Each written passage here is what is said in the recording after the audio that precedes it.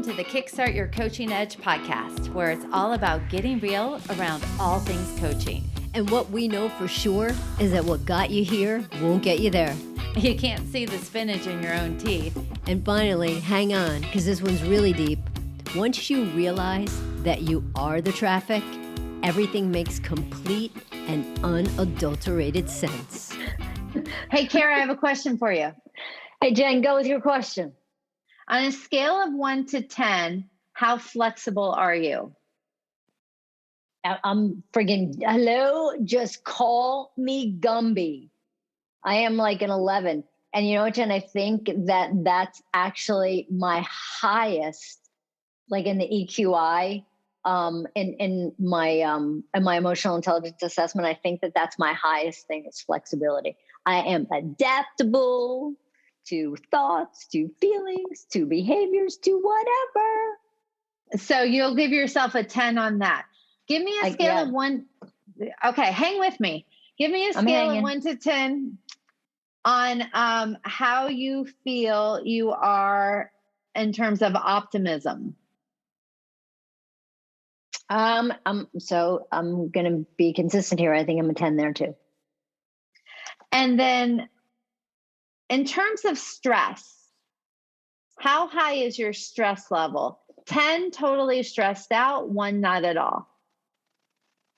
My stress level, I gotta tell you, I feel like I have a pretty low stress level because I think, and it's funny, Jen, I didn't plan on talking about like this emotional intelligence assessment stuff, but I feel like my reality testing is so good that it actually helps with my stress tolerance because I'm able to call a timeout and see what's really real so I don't get stressed.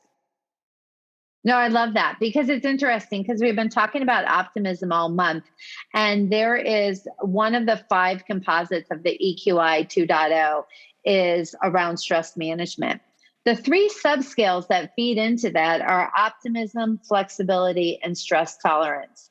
And that's why I was kind of curious, Kara, because knowing that the trifecta of optimism, flexibility, and stress tolerance will determine how you manage stress, I was really curious to see I know you have high flexibility. I know you have high optimism. I know in general you have low stress. And seeing how all those things kind of come together is pretty remarkable. Because the things that happen about stress is, so stress itself is not created by an event. It's created by our interpretation of an event. So stress is created by TFAR. Our thoughts create our feelings create our actions create our results. So a situation is just a situation. The moment we have a thought about it might create the feeling of being stressed. So I was just curious to realize, how does optimism tie into that? Right? So if the thought is, I can figure it out. The thought is, it'll all come together. The thought is, this is a tough spot, but I know at the end of the day, we're going to be fine. All of that helps to reduce stress. I find funny, Jen, that both of us are stress management composite on the EQI assessment is actually our highest ones. So that we do a very good job of managing stress. Correct. With the optimism, stress tolerance, and flexibility, we scored the highest on that. So I think that's, and it's interesting, right? So how does that all show up? I think so much of that has to do with confidence, has to do with trust, and it all really weaves together. Yes, it does. And I know when I get more stressed is when I go, this will never change. Here we go again. This happened. What are we going to do? And I start to focus on what's not working versus what is working. When I focus on what is working, my stress tolerance is great. It's so fascinating to be able to see that connection. So part of it is, if you're feeling stressed about a certain situation, it's, what are your thoughts that are contributing to it feeling stressful. Yeah, and how real are the thoughts? And that's the big piece of it, right? How real are those thoughts? Is it, I mean, you've heard us talk a gazillion times about making shit up. Are you making it up, or is it really real? What are the facts versus what's the story that you're actually creating? I love it. And it's just so interesting because when we get stressed is when we tend to lose optimism. However, optimism is something that could actually reduce our stress. Isn't that a mind twist? And optimism can pull you out of stress. Yeah. Right. And, if you really think about it, it can pull you out. And, so all, yeah, everything here is, and you think about it, right? With confidence can pull you out of stress. Right. And people ask, how do you develop confidence? Well, you do things, right? You try and you fall, you know what it's this, I don't know why I just thought of this. Like when kids learn how to walk, right? What do? They fall.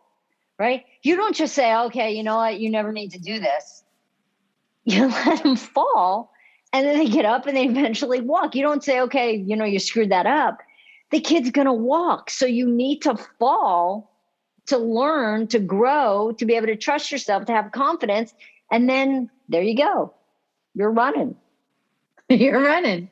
You're moving along. You're moving along. So the question to all of you is, how can you use optimism, not from a rationalization place, but a true knowing that it's all going to be okay in the long run to help you with whatever current stress you happen to be feeling right now?